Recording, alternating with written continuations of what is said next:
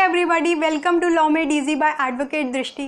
दोस्तों, आज मैं आपके सामने एक बहुत इंपॉर्टेंट टॉपिक लेकर आई हूँ जो कि है anti smoking laws in India. मनुष्य अगर 3 चीज़ अपने नियंत्रण में कर ले तो वह किसी भी चीज़ पर विजय पा सकता है। अब ये 3 चीज़ें क्या हैं? संयम, अहम और क्या है? मन।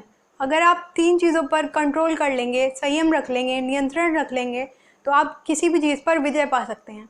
यही मेरा आज का टॉपिक है, anti smoking laws in India.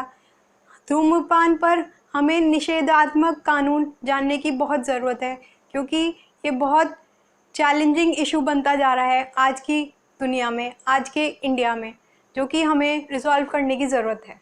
सबसे पहले हम जानते हैं स्मोकिंग का मतलब क्या होता है, धूम्रपान का मतलब क्या होता है। धूम्रपान का बेसिकली मतलब होता है एक छोटी सी एक्टिविटी, एक सिंपल सी एक्टिविटी जहाँ पर हम इनहेल करते हैं। इनहेल मतलब क्या होता है? इनहेल मतलब अपने अंदर लेते हैं और एक्सहेल मतलब उसे बाहर निकालते हैं। धुआं जो हमारे आसपास होता है, ये या तो मैरिजुआना से हो सकता है, या फिर टोबैको से हो सकता है, या किसी भी उसी प्रकार निकोटीन से हो सकता है, किसी भी उसी प्रकार के पदार्थ से हो सकता है, जिसका इफ़ेक्ट क्या होता है? जिसका इफ़ेक्ट होता है शरीर के लिए बहुत हानिकारक होता है ये, और बीमारियों के लिए, हमारे लिए परेशानी का कारण बनता है। तो यही होता है स्मोकिंग, जो हमने जानने की कोशिश की। उसके बाद हम जानते हैं कि इसके रीज़न्स क्या होते हैं, क्यों होता है ये, इसका रीज़न। सबसे पहले आप सबको पता है कि धूम्रपान करने से हमेशा एक चीज़ स्टिमुलेट होती है, मतलब गलत एक्टिविटीज़ की तरफ हम ज़्यादा प्रभावहीन होते हैं, मतलब उसकी तरफ बढ़ते हैं। और ट्रैंकुलाइज मतलब हम नशे में चले जाते हैं, हमारी कुछ समझ में कुछ रोक लग जाती है जिसको हम समझ नहीं पाते, थोड़ा कंट्रोल हो जाता है वो, और हम गलत चीज़ों की तरफ बढ़ते रहते हैं, तो एडिक्ट हो जाते हैं। तो ये धूम्रपान के कुछ साइड इफ़ेक्ट्स हैं जो कि मतलब बंद करने चाहिए, राइट।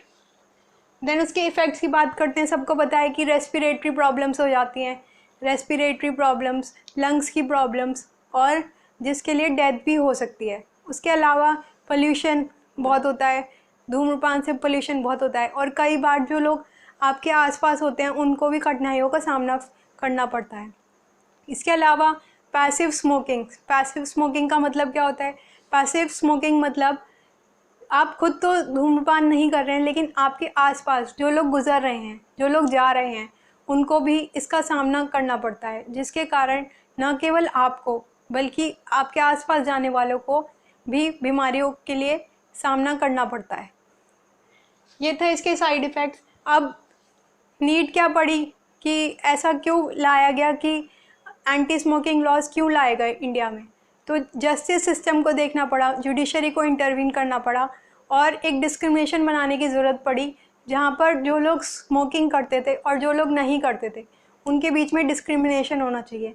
कुछ रूल्स एंड रेगुलेशंस होने चाहिए ताकि ये एक्टिविटी बंद हो सके और कंट्रोल में लाई जा सके। देन इसकी लीगल पर्सपेक्टिव की बात करते हैं। जैसा कि आप सब जानते हैं, एक केस आया था हमारे सामने, Murli Deora versus union of India. जी हाँ, Murli Deora versus union of India 2001 supreme court.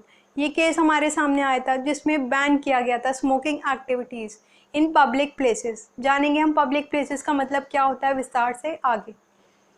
इसमें बस यही बताया गया कि अगर हम स्मोकिंग करते हैं तो उसका हार्मफुल इफ़ेक्ट न केवल आपकी बॉडी पर पड़ता है, बल्कि आपके आसपास जो लोग गुजरते हैं उन पर भी पड़ता है। तो इसमें यही बताया गया adverse effect of passive smoking term use किया गया। उसके बाद ये एड्रेस किया गया, ये वाला इशू सबसे पहले कोई लॉज नहीं थे स्मोकिंग पर, तो ये इशू एड्रेस किया गया सुप्रीम कोर्ट के सामने। तो सुप्रीम कोर्ट को भी रियलाइज़ हुआ कि हाँ भाई, ऐसा कोई कानून इंडिया में नहीं है, इसकी एब्सेंस है, तो इस पर एक लॉ बनाया जाए जिससे एक्शन लिया जा सके, और बहुत लोगों को ये अफेक्ट कर रहा है। उसके बाद सेक्शन 4 आया, convention COPTA, cigarettes and other tobacco products act 2003 का एक्ट है, जिसमें न केवल प्रोहिबिट किया गया, मतलब धूम्रपान वाली एक्टिविटीज़ को प्रोहिबिट भी किया गया, और इसके अलावा जो पीस को डिस्टर्ब कर रही हैं, मतलब जो शांति को भंग कर रही हैं, उन एक्टिविटीज़ को भी स्टॉप किया गया। तो कहीं ना कहीं हमने देखा कि ये एक एक्ट लाया गया जिससे सारी जगह शांति मेंटेन हो और लोगों को परेशानियों का सामना न फेस करना पड़े, उसके लिए लाया गया।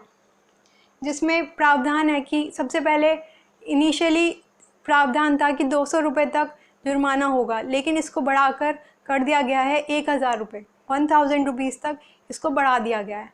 इसके अलावा हम देखते हैं दूसरे लॉज में भी, जैसे कि CRPC 133 ऑफ CRPC में भी इसी प्रावधान के बारे में दिया गया है, इसी टॉपिक से रिलेट करता है। इसके अलावा 268 पब्लिक न्यूसेंस के बारे में IPC में दिया गया है, जिसमें 500 तक का जुर्माना हो सकता है। उसके अलावा आर्टिकल 21 को ये वायलेट करता है और पोल्यूशन लॉज को भी ये वायलेट करता है। Air pollution and control act को भी ये वायलेट करता है कहीं ना कहीं। उसके अलावा एक कन्वेंशन हुई थी WHO world health organisation framework convention हुई थी 2005 में, जिसमें टोबैको कंट्रोल के ऊपर लीगल एज डिसाइड कर दी गई कि सबसे पहले 18 साल तक के लोग जो हैं वो परचेज़ कर सकते थे कोई भी धूम्रपान वाली चीज़ें, अब इसको बढ़ाकर 21 साल कर दी गई है। उसके अलावा केरला, मतलब कुछ नॉन स्मोकिंग कंट्रीज़ बन गई हैं, नॉन स्मोकिंग प्लेसेस बन गई हैं, जिसमें केरला ने सबसे टॉप किया है। वर्ल्ड में सबसे ज़्यादा एक्टिविटीज़ को जिसने बैन किया है, स्मोकिंग एक्टिविटीज़ को जिसने बैन किया है, वो है Kerala. Kerala is the first city which ban the activities of smoking. तो नॉन स्मोकिंग जोन में आ गया ये केरला। इसी स्टेप्स को फॉलो किया चंडीगढ़ ने और उसके बाद शिमला ने।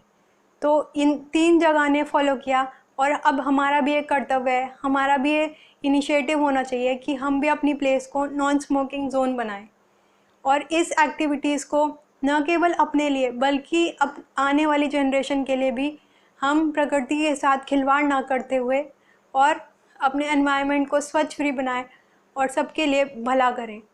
तो इसी के साथ हमारी ये ड्यूटी बनती है कि हम इस मैसेज को बहुत सारे लोगों तक पहुंचाएं ताकि वह धूम्रपान न खुद करें और न दूसरों को करने दें।